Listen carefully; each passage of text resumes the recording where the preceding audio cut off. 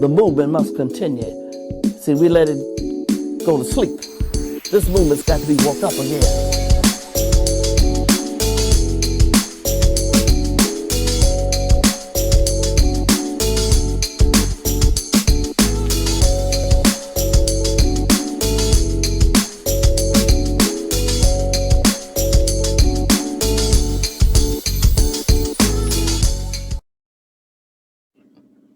Hey everybody, welcome back to another episode of Lounite, Unite Louisville, here at the Plug Network Online, the source for change. It's your girl, Bearykah, the CEO and founder of Love Thy Belly LLC, the premier body positive organization right here in the city of Louisville, committed to the representation of fat and large bodies in multimedia forms. And right here on Lounite, I have my very special guest with me, Bearykah Shaw. Hi, Bear. Hi, Boo. Bear is one of my really amazing friends who happens to also be a super creative, is what I would like to call someone like Bear. Oh, thank you. Someone who is just so immensely talented. Bear, can you tell us a little bit about who you are and really how you got started in all of your content and artist endeavors? Wow, it's really hard because I'm terrible at talking about myself. Okay. But it mostly just started when I was younger. My grandfather was a photographer for U of L for years. Oh, wow. So I always just like watched how he moved and how he did things. But he did sports photography, which I hated. But I and your personal fave. Yeah, but I appreciated the experience The artistry that I got from him. What's your grandfather's name? Robert. Robert. Yeah, Alexander. No, girl, he ain't no Shaw. We're dropping that too. But years after that, my artwork started to change, and I dealt with a lot of traumatic experiences growing up. So the way that my artistry manifested was basically like I would want to shoot my body because it's like it's the only one we have. It's what I'm living with. It's what is keeping all of me together and holding in all of my experiences. Mm-hmm. And the only way that I knew how to draw that out were to put myself in not put myself in a sad situation, but like learn how to grow from my sadness, from my creativity, if that makes sense. So you used art as your release. Yeah. From sure. Things you were experiencing. Absolutely. Do you remember the first time you picked up the camera? I do. I was 17 years old. And I had met some people on MySpace because I'm that old. We were coding on MySpace, okay? We were coders. When I put my song on there and changed my shit up and got rid of the top 8 shit. Life was easier. Okay, you didn't have to be like, oh, why am I not number one? Well, no, now there's no top 8. Not today. Everyone's number one. Mm-hmm. Well, but so that's when you started. Yeah, was MySpace. It was MySpace. I met some local photographers, and I would go out and shoot with them. And we were just like really into more of a creative thing than that traditional, like taking pictures of families, weddings, things like that. Some of them I still talk to today. So, but I'm always appreciative of people that would like take me out. And all of us have like a concept, but we shoot it different ways. Oh, wow. You know, just to gain each other's perspective of things. What was that first experience like? I enjoyed it. I remember we like drove out to the Knobs and we took pictures off of the Overlook. And I just remember it just being a really freeing experience because, you know, for Black people, a lot, they want, you know, we are supposed to get jobs that we have to work like 9 to 5s and break our backs over.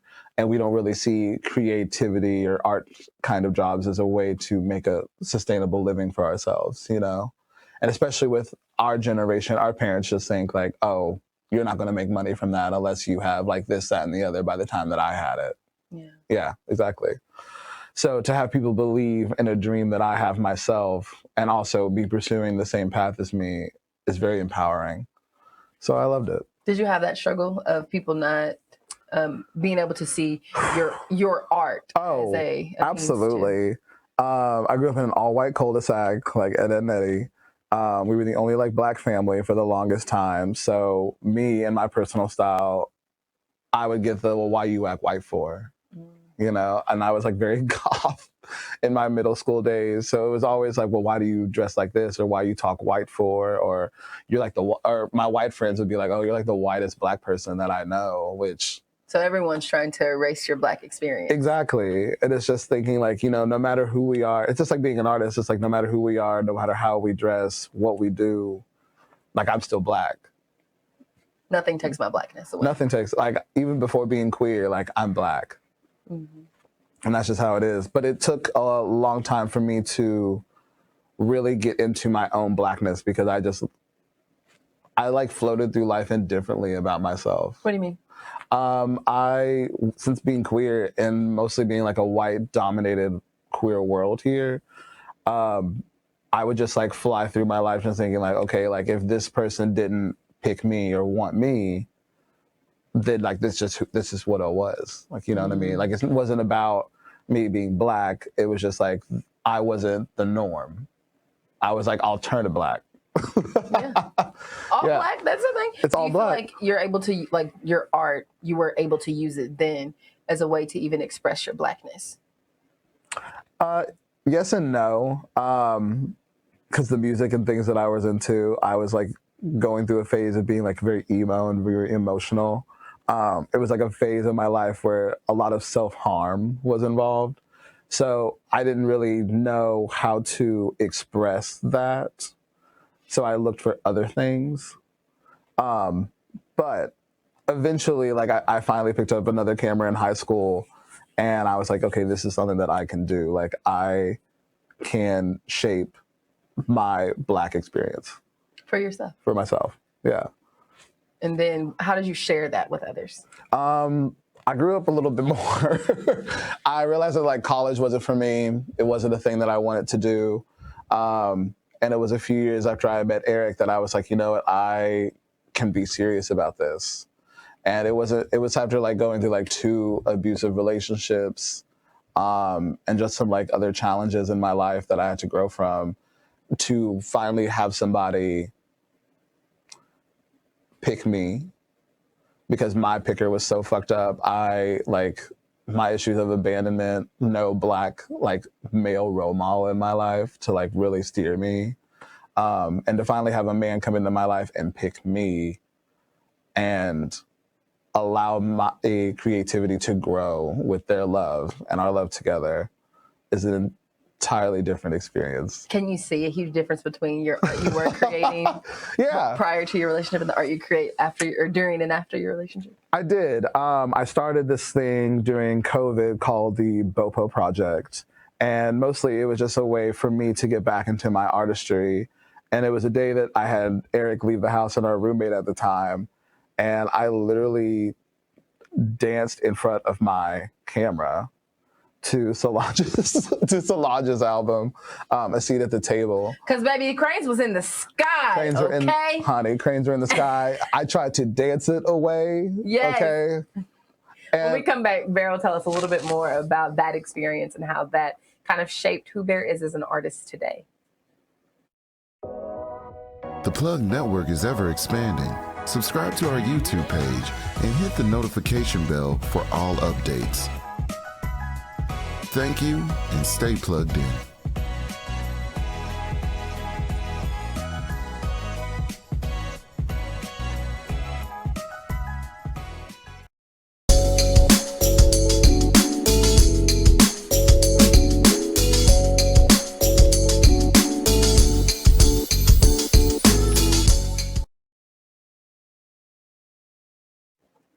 So before you left, you were telling us a little bit about how 2020, the pandemic year, what that was like for you and that experience of really truly expressing yourself, your blackness, your artistry through dance, through film, essentially, and photography.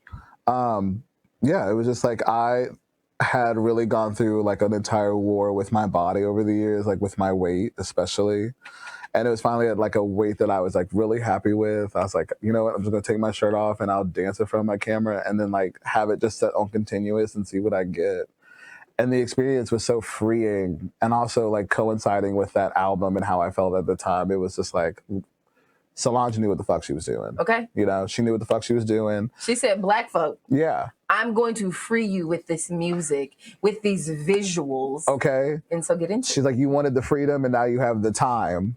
And that's what we all really were looking for, especially during COVID, because it's like, I'm not making bread, girl. I'm not doing that. It was a rough year for people. It really was. And like, you know, we all were like, oh, I always wanted to do this. And that's what my thought was. I'm like, I'm going to do this. So COVID was that year where you were like, I'm going to go full with this. I'm going to go serious with my art and see where I go with it. I got into an art show later that year at Quappy Projects. Rest in peace. I'm so sorry. It was a great space. I sold one of my first pieces to 21C. Oh, wow. Right. Okay. Yeah, I just got out there. I had people come over. I put it up online. I was like, look, if you want to have this experience, like, it's totally free.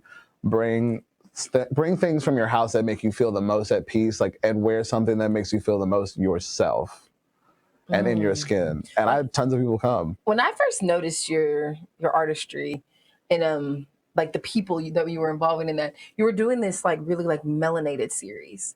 Oh my God, the highly melanated series. Oh my God. It was people that I had met just going out and being in the scene. Because I'm very humble about my stuff. Like, it's not that I make it for anyone else but myself, you know, and people that I choose to shoot, it's because I see them, you know, and the only next step after that is hearing them and like seeing them on my, like, showing them how they look to me with my work, you know. The Highly Melanated series was a group of people that I had chosen, Black people, of course, that I could see out here. They're working, they're doing it, and inspiring me. And I would just have people come over, smoke a little weed, have a little conversation, and then be like, all right, we're going to go shoot in the studio.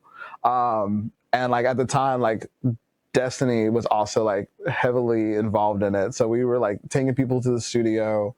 It would be like the middle of the night. I remember like our shoot with MJ, and I'm like, hey, you know what? At the end of this, like, can I just get in there and get like we'll just get naked together and do it?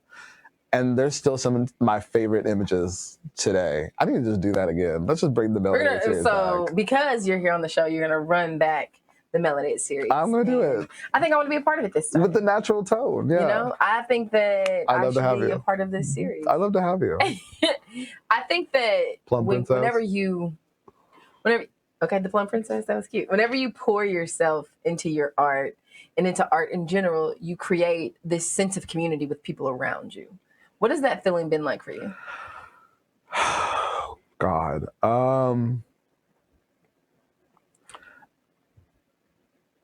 It's a miraculous feeling, because especially with what happened with Space Cowboy, to have people rally behind me and say, you know, like, hey, like, we see you. You know what I mean? Have your community be like, this is fucked up, and we're going to take care of you.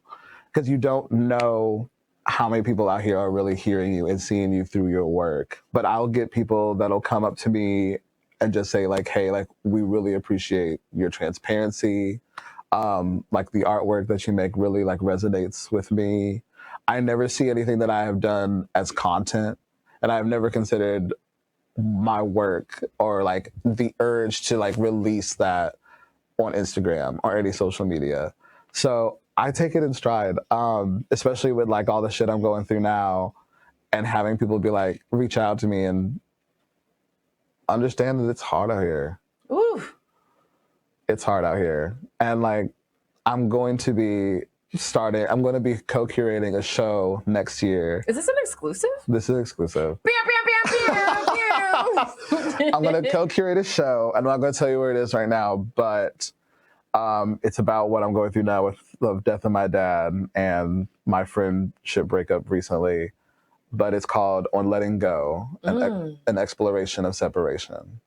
Say that again. On Letting Go, an exploration of separation. I want to do an artist open call for people to submit works that deal with like loss, death, dealing with grief, separation, or just like a loss in your life in general. And loss not meaning necessarily someone who's passed. Loss can be like the loss of a friendship or the loss of of an experience that you were once having with people, breakups, or with a place, all of it, a loss of a job or home. Yeah. Because a lot of times we know, especially from 2020, where people are just losing things still because of that. That's going to be, I mean. And I'll tell you, grief is the scariest thing, because it really is like a monster. Because like, you will have grief, depression, both. You will be at the highest of highs, and it could just be right up there on your tails at all times. And it's the saddest thing to find out that you never. Grief isn't something that you get over, but something you have to force yourself to move forward on. And that is the hardest thing. We don't have to dive really deeply into grief, because that is a lot, and it can be a lot for people. For sure. But do you feel like being able to have something such as your art to pour yourself into? Yeah. That, and like my community to support me. You know, you can forget about a lot of things, but you can't forget how art and some people in your life can make you feel and what they make you experience. And that's what it is. What does art make you feel? Art makes me feel free. It makes me feel like I have an outlet for the manic side, the sad side, like anything, you know. I could take a picture of me crying tomorrow, and it's like, you know what? It's art to me. And if you took the picture, would you post it? Right now I'm on a hiatus, because I'm like, a social media hiatus? Yeah, okay. I just needed I need a break. I need to cut off. I need to disappear for a little bit. Because as much as social media helps build community, sometimes it can be really overwhelming. Right. The Scorpio in me is like, oh, I just want to be so mysterious, but then I can't shut the fuck up. It's like, oh, I want to read all this. Back, we'll get into what community is like for Bear, and how building community outside of social media as well as in social media has really helped their art career. The Plug Network is ever expanding. Subscribe to our YouTube page and hit the notification bell for all updates. Thank you, and stay plugged in.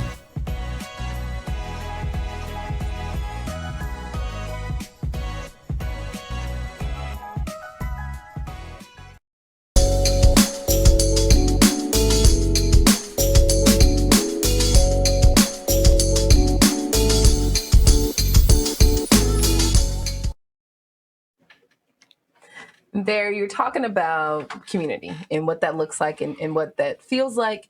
What do you see for the future of the Louisville art community? I see the potential. Like, there's so much potential, especially like with people out here like D Nasty, the Dinner Discussions group. You know, it's a lot of really beautiful Black people that are coming up and realizing their power at an earlier age than I did. Oh, yes, and I love that. And I love it. I really live for it. I want to have more events. I definitely want to do like a photographer's dinner, a creative's dinner. Oh, I think I got the space for you. Yo, okay, wonderful, because I'm looking for one. I got you. Yeah, I see a lot of potential. Like, we're only going to get bigger. I hate that Louisville shuts down like spaces that we create for ourselves to dance and be ourselves. We can be honest. We can actually, you know what, I will. We really do need to stop relying on white spaces to come up, and just because we put like our DJs in them and ourselves in them, that they're going to become like our spaces. And I wish that somebody would open up a place where we could just go in and be ourselves, have our own events, and know like this is a Black-owned thing. I got that for you, baby. Well, girl, you have all the connections, honey. You know what I'm saying? Shit. Ain't nobody, I forgot, honey. Shit. I forgot you built South End. All of it. But that's what I see. I see it. I just want a space. There's so many times where I have to make a seat at the table for myself that sometimes I just wish I could go into a space and be like, I'm here. This is it. And you know, that's the thing. Like, I feel like maybe there's just no more of us trying to make a seat at the table for ourselves. We're going to build our own table. Absolutely. And our table will be occupied by us, built by us, manned by us, because we deserve to have that for ourselves. The chair should already be there. I can carry my own chair now all the time. Oh. We are carrying chairs, though. Okay, we are, but girl, okay, Alabama, okay? Shout out to Alabama, honey. The newest security system. Shit. That folding chair. You thought that folding chair at church was just for worship, girl? No, ma'am. No, ma'am. But I see what you're saying. Building a space and co-collaborating in that space too, right? Because sometimes we don't realize each other's potential and what that partnership and collaboration can look like, because we're always kind of put against each other. Right. Right. And it's until we kind of say to each other, like, I see you, I see your work, I hear you, I hear your work, and say to each other, this is the space for you. Yeah. Come on in. And we're going to do this. We've been waiting for you. Together. Yeah. Come and knock on our door. Around the corner, around the country. All of it. Shit. Speedway. Yes, girl. Speedway, honey. Okay, so what does the future look like for? I saw recently that maybe you changed the name of your photography. No. Bear with me. Oh yeah. Okay. What was it before? It was not that. Yeah, well, we changed it. Because it's like, you know what? I go through a lot and I'm very transparent about it. Like I wear my heart on my sleeve. I love people so much that like Scorpio. It I is. wear my heart on my sleeve. I really do. I'm also so mysterious. I try to be tough, and it's like I'm really not. And people will assume that of me. That's why I'll hear that people think I'm so intimidating, and I'm really not. But I see shit. You know what I mean? And if it's not real or if I don't like it, like I can't be fake about it. I'm just not. And if I'm going through a rough time, then like, girl, I'm going through a rough time. It's not me. It's not you. It's all of me. It's the stuff. It's the stuff around. It's the stuff. Yeah. Because life can really life got hands for real.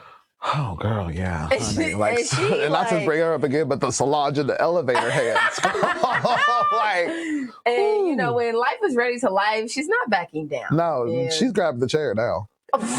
She's grabbing the chair. life is taking a chair. Yeah.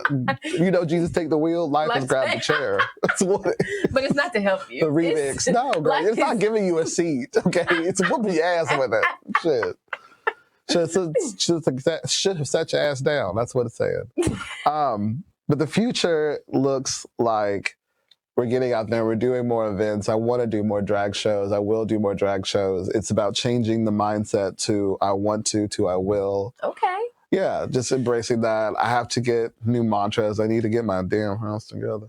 I need to remember and get back to who I was before I let my light dim.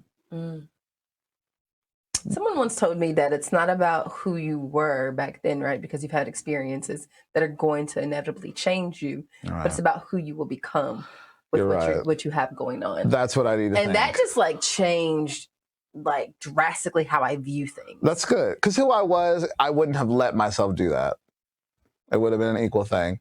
But it's like, you know, when you fall in love with people, you really just want to like show them how they shine to you. Mm-hmm. And that's where I get caught up. Sometimes you get lost in other people trying to build I them do. up. I invest and I fall in love and I am like, all right, this is what's going to be like. And then when it's gone and it's over with, like, first I'll blame myself more than anything. But then I'm just thinking, geez, I really let myself go with that one.